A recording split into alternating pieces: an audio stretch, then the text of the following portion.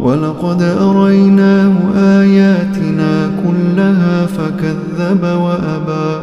قال أجئتنا لتخرجنا من أرضنا بسحرك يا موسى فلنأتينك بسحر مثله فاجعل بيننا وبينك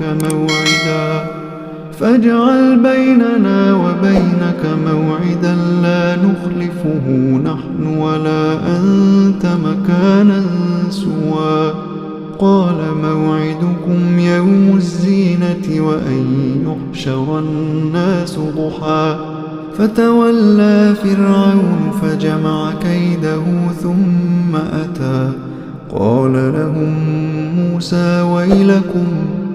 ويلكم لا تفتروا على الله كذبا فيسحتكم بعذاب